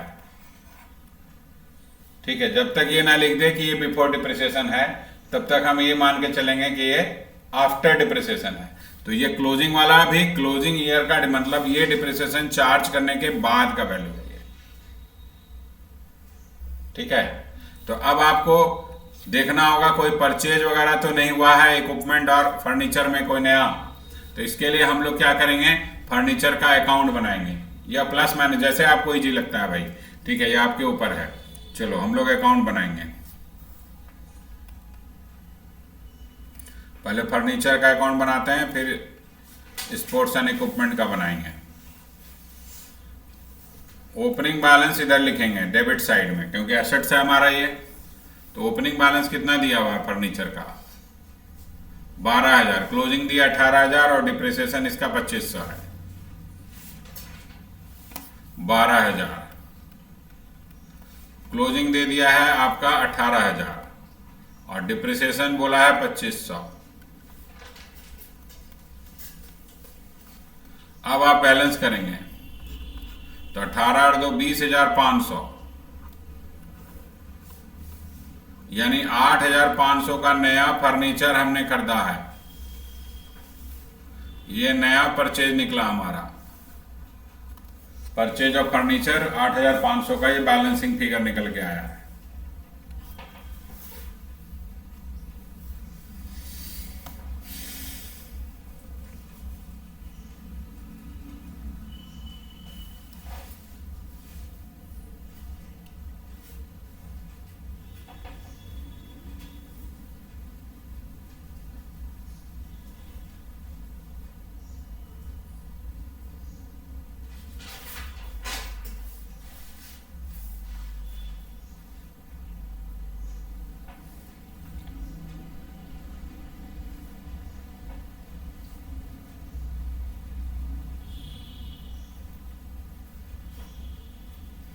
समझ में आया बात? तो ये परचेज जो निकला, ये 8,500 कहाँ लिखेंगे?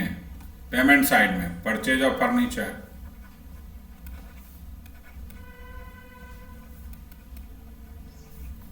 $8,500। इसी तरह आप स्पोर्ट्स इक्विपमेंट का निकालिए, ठीक है। हम अगर आप प्लस माइनस करके निकालना है तो कैसे निकलेगा? एकदम ध्यान से देखिए, क्लोजिंग बैलेंस प्लस डिप्रिसिएशन हो रहा है और माइनस हो रहा है ओपनिंग बैलेंस।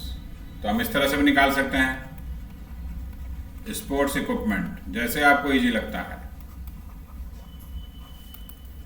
इसका निकाल लेते हैं हम लोग प्लस माइनस करके। क्लोजिंग बैलेंस कितना दिया हुआ है स्पोर्ट्स इक्विपमेंट का, इसमें ऐड कर दीजिए डिप्रिसिएशन और माइनस कर दीजिए ओपनिंग बैलेंस, तो आपका अगर परचेज होगा तो निकल जाएगा।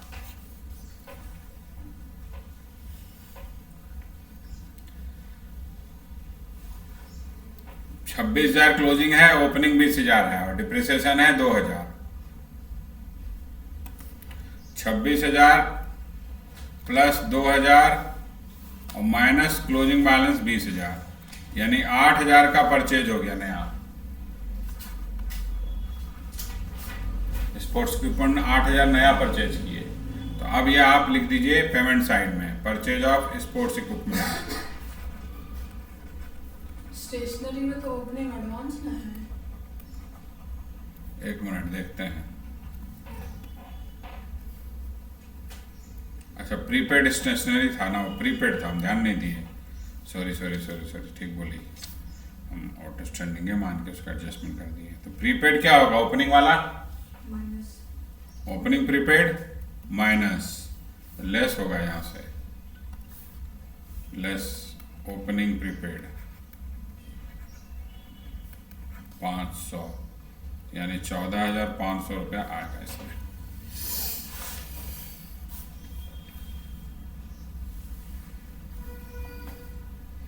ठीक है, चलो यहां तक हो गया। अब क्या छूटा? मेडिसिन कंज्यूम दिया हुआ है और यहां मेडिसिन का स्टॉक दिया हुआ है, ठीक है। तो आपको पेड निकालना होगा, अमाउंट पेड फॉर या परचेज फॉर मेडिसिन। तो निकालेंगे हम लोग, उल्टा एडजस्टमेंट करना है। इसमें कंज्यूम में क्लोजिंग स्टॉक ऐड कर देंगे और माइनस कर देंगे ओपनिंग स्टॉक, तो आ जाएगा आपका। तो निकाल लीजिए मेडिसिन का परचेज,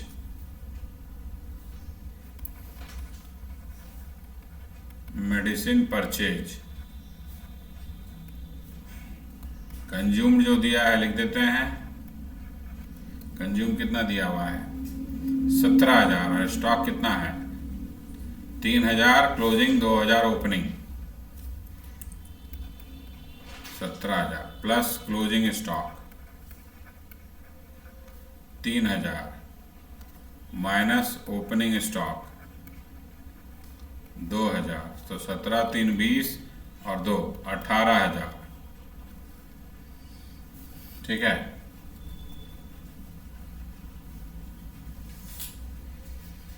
नेक्स्ट है hall higher charges. Hall higher charges का कुछ एडजस्टमेंट क्वेश्चन में नहीं दिया है, तो ये 52,000 रुपया टोटल पेड माना जाएगा। जब कुछ नहीं दिया है तो ये पेड माना जाएगा। Hall higher charges 52,000। अब देख लीजिए कुछ छूटा है क्या आइटम। अगर कुछ छूटा है तो उसको कर लेंगे हम लोग इसमें सैलरी हो गया, प्रिंटिंग हो गया, ऑनरेरियम हो गया, इक्विपमेंट, फर्नीचर, मेडिसिन सब हो गया। इधर से कुछ छूटा है, ये हम लिख लिए हैं। खाली अब आपका क्लोजिंग बैलेंस कैश का लिख देंगे हम लोग। ये बचा हुआ है खाली, फर्नीचर का हो गया, इक्विपमेंट का हो गया, मेडिसिन का हो गया, सैलरी हो गया, प्रिंटिंग स्टेशनरी, इन्वेस्टमेंट का हो गया, आउटस्टैंडिंग सब्सक्रिप्शन, एडवांस सब्सक्रिप्शन हो गया, ये भी ट्रीटमेंट हो गया। अब आपके पास क्लोजिंग कैश बैलेंस दिया हुआ है, बैंक का क्लोजिंग बैलेंस मिसिंग है। यानी जब रिसिप्ट एंड पेमेंट को बैलेंस करेंगे तो जो बैलेंस बचेगा वो हमारा बैंक का क्लोजिंग बैलेंस निकलेगा। ठीक है, तो क्लोजिंग कैश बैलेंस पहले लिख देते हैं हम लोग पेमेंट साइड में, बाय बैलेंस CD। कैश का क्लोजिंग बैलेंस कितना दिया हुआ है? कैश का क्लोजिंग बैलेंस भाई 3000 रुपया। तो कैश का 3000 निकल गया आपका, ये दिया हुआ है। अब आप इसको बैलेंस करो, लेजर को, लेजर बैलेंस करो। लेजर बैलेंस करोगे तो आपका निकल जाएगा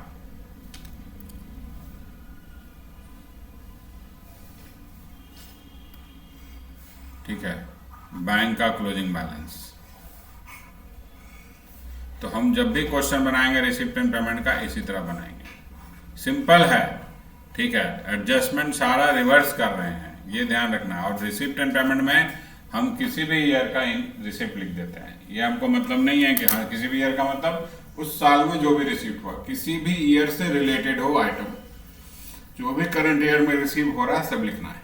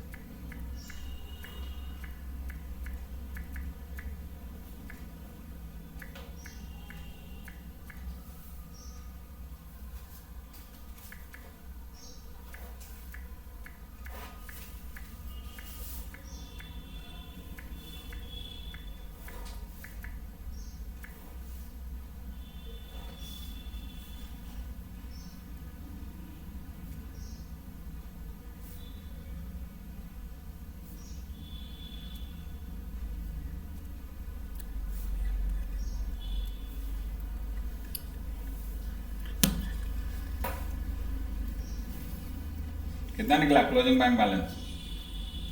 1,72,700 बैंक बैलेंस। तो बैंक का अमाउंट निकल गया, बैंक का अमाउंट आ गया, बैलेंस अमाउंट कितना बोली? 1,72,700।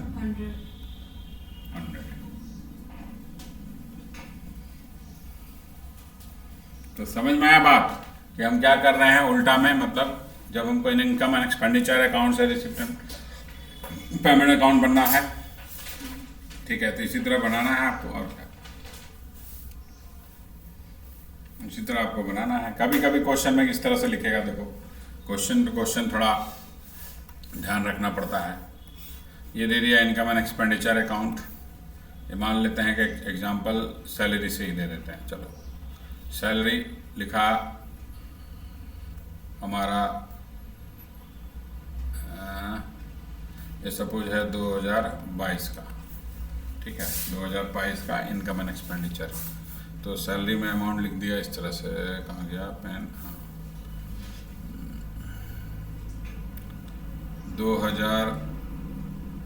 20,000 रुपया लिखा, ठीक है। फिर उसमें क्लोजिंग आउटस्टैंडिंग ऐड कर दिया 1,000, माइनस कर दिया ओपनिंग आउटस्टैंडिंग 3000, ठीक है। तो ये हो गया 21 और 3 माइनस करेंगे तो 18,000। फिर लिख देगा, मान लो इस तरह से लिखता है, क्या बोलते हैं, इंश्योरेंस का बात करते हैं, लिखे इंश्योरेंस 12,000। यहाँ लिखा है एक्रूअल नील यानी आउटस्टैंडिंग कुछ नहीं है, ठीक है। एक्रूअल नील है, आउटस्टैंडिंग कुछ नहीं। तो अब यहाँ दिया है इंफॉर्मेशन में एडिशनल में कि insurance outstanding for previous year ₹1,000।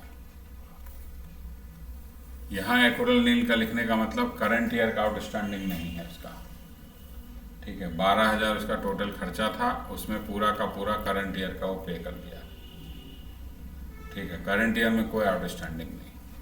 तो अब करंट ईयर में पेड अमाउंट कितना होगा? 12,000 तो करंट ईयर का खर्चा है, पिछले साल का वो नहीं दिया है, ठीक है। पिछले साल में आउटस्टैंडिंग था ये, तो इस साल तो दे दिया होगा, हम तो ये जूम करके चलेंगे, ठीक है। अगर कुछ नहीं लिखा है तो इसका मतलब पेड अमाउंट होगा 13,000, ठीक है। तो अलग अलग तरह से इंफॉर्मेशन देता है क्वेश्चन में, थोड़ा सा ध्यान रखना है, ठीक है, क्वेश्चन पढ़ते समय।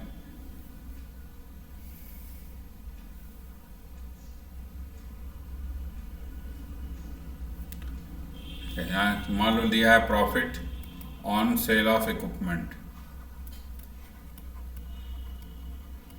Profit on sale of equipment 2,000। Profit हुआ इक्विपमेंट को सेल करके 2,000 रुपया,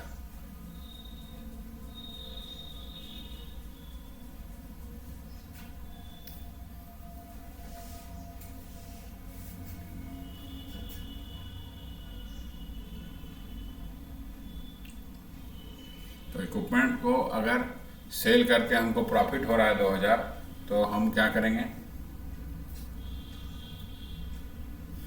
ठीक है। यहाँ दिया हुआ है इक्विपमेंट का क्या बोलते हैं उसको, अरे ओपनिंग बैलेंस 20,000, क्लोजिंग बैलेंस 24,000,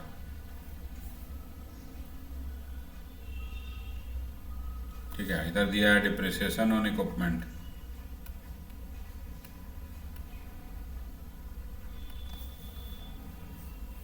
3,000,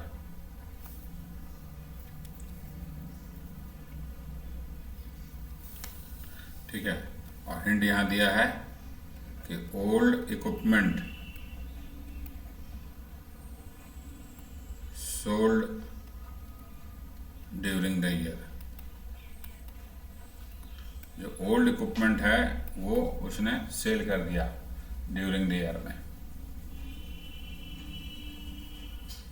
तो इसमें अब इक्विपमेंट से रिलेटेड दो वैल्यू जाएगा रिसिप्टेंट पेमेंट में, एक सेल ऑफ इक्विपमेंट, कितने में बेचा हो इक्विपमेंट, और दूसरा परचेज ऑफ इक्विपमेंट, ठीक है।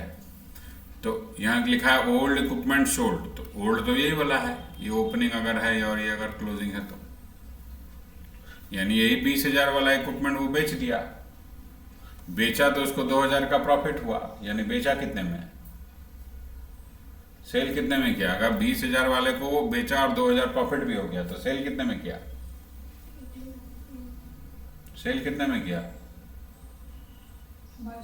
22,000 में। ज्यादा में बेचेगा तब ना प्रॉफिट होगा, कम में बेचेगा तो लॉस हो जाएगा उसको।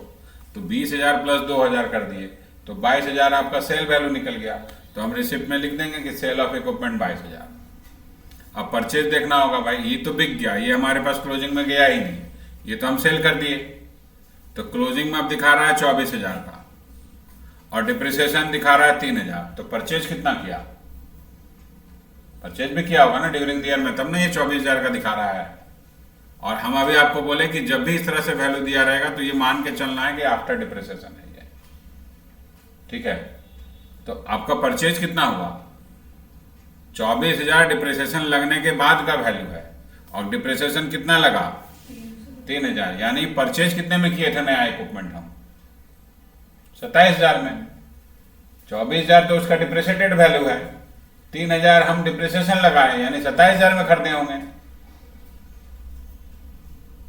ठीक है, तो 27,000 आपका परचेज ऑफ इक्विपमेंट में जाएगा। तो ये जो है ना, थोड़ा सा आपको ध्यान रखना पड़ेगा इस तरह से, नहीं तो दिक्कत होगी। क्वेश्चन समझना है ध्यान से, आराम से पढ़ पढ़ के कि क्या बोल रहा है, कैसे चलेगा क्वेश्चन। क्वेश्चन के अकॉर्डिंग धीरे धीरे आपको एडजस्टमेंट समझ समझ के बनाना है सारा क्वेश्चन।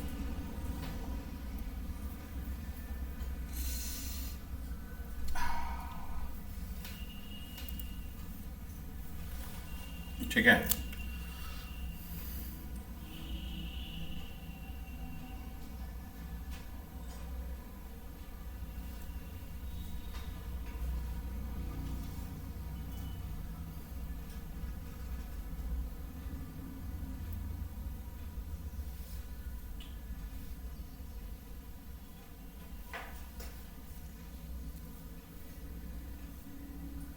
अब आप बना के देखिएगा। वो वाला क्या बोलते हैं, रिवर्स वाला, मतलब क्या बोलते हैं उसको? अरे यार, इनकम एंड एक्सपेंडिचर से रिसिप्ट एंड पेमेंट अकाउंट बन जाएगा। कुछ नहीं है, लेकिन थोड़ा सा दिमाग सोचना होगा कि हाँ भाई, सारा वर्किंग ऑपोजिट होगा। पहला ध्यान ये रखना है। फिर क्या लिखना है हमको? तो रिसिप्ट और पेमेंट लिखना है। हर आइटम से रिलेटेड रिसिप्ट, अगर रिसिप्ट से रिलेटेड है तो रिसिप्ट आएगा उसका, अगर उसका पेमेंट निकलना है तो पेड अमाउंट जितना है वो निकलेगा। ठीक है, समझ गई? बनेगा ना?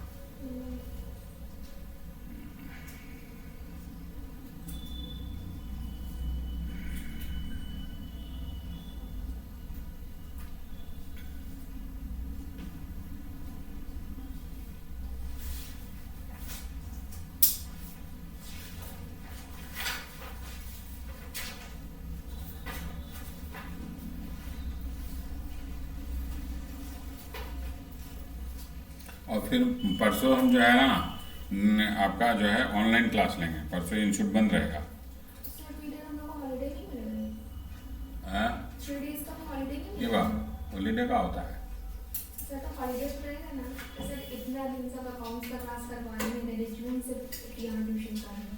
हम तो मान रहे हैं, टाइमिंग नहीं ना है दिक्कत। क्या, हम तो मैथ वाले सर को बहुत दिन से बोले कि सर मैथ का क्लास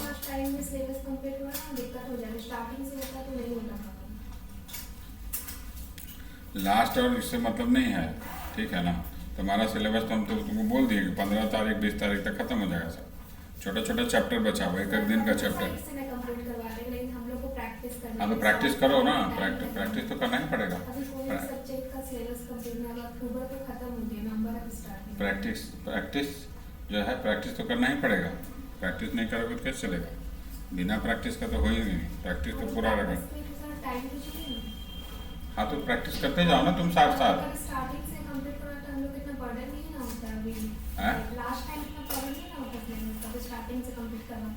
स्टार्टिंग से तुरंत 2 महीना में सिलेबस नहीं ना खत्म हो सकता है।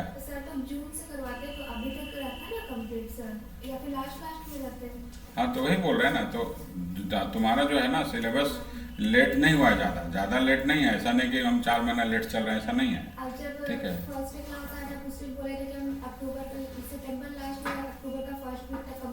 हाँ, हो जाता कंप्लीट, वो हो जाता। उस समय जब तुम ज्वाइन की थी ना, उस समय सिचुएशन अलग था। ठीक है ना? हाँ, हम कहाँ बोल रहे हैं तुमको। ठीक है ना, उस समय जब ज्वाइन की थी तब हम फुल टाइम टीचिंग में, तब हम छोड़ दिए टीचिंग। अब हम हाँ, वही टाइम नहीं बच रहा है। हाँ, वही बात है, इसलिए हम ऑनलाइन ज़्यादा ले रहे हैं क्लास। हम इंटर वाला का भी कहाँ ले रहे हैं ऑफलाइन। हम सब बोल दिए भाई ऑनलाइन क्लास होगा सारा।